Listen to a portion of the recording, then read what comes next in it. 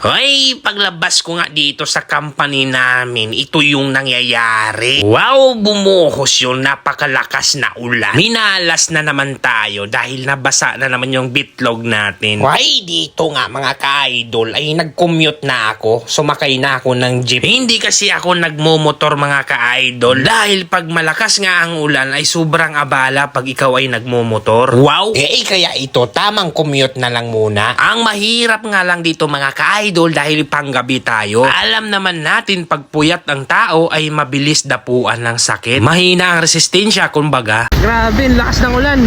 Laki nga naman. So yun nga guys, kaka-out ko lang galing sa trabaho.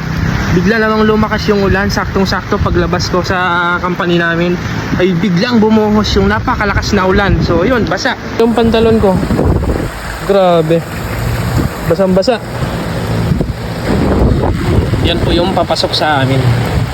So meron tayong shortcut na dadaanan dito.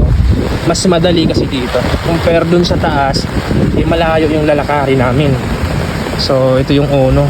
Kung naalala nyo, dyan kami gumawa ng video. So nagbabines kami dyan yung nakaraan. So ito yung dadaanan natin. Maputik pero okay lang. At least naman malapit. Pag tawid mo dito ay okay na. So kalsada na yan dyan.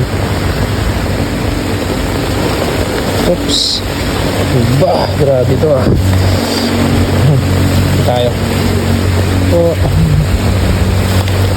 Grabe yung pin. Grabe yung daanan. So yun. Sabi ko sa inyo, pag nakatawid na tayo doon, okay na. So ayun. So, ito na naman yung nangyayari. Meron na naman tayong nakalimutan. Ang masaklap, wala tayong susi.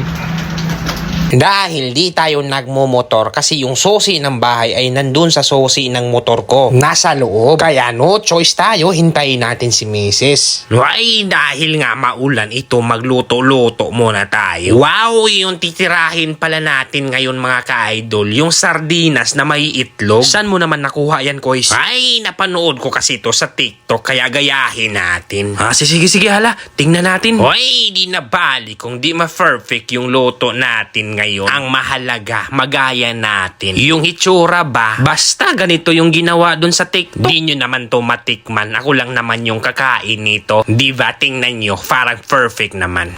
Dahil di pa nga luto yung kanin natin. Bisitahin muna natin yung pinapalamig natin dito nung nakaraan. Ito. Buksan na natin. Jesus ko Mariosip. Bakit ganyan naman yung hitsura mo, Kois? Magbubukas ka lang naman. Nahala, tikman mo. Hoy, bakit? Anong lasa, Kois? Magbayad sa kanila. Ano naman ho kaya yung magiging implication nito? Ang pait. Ito Kaya pala sa negra kasi maitim yung laman talaga. namin yan sa DOJ. At ang naalala ko sinabi nila sa Maitim.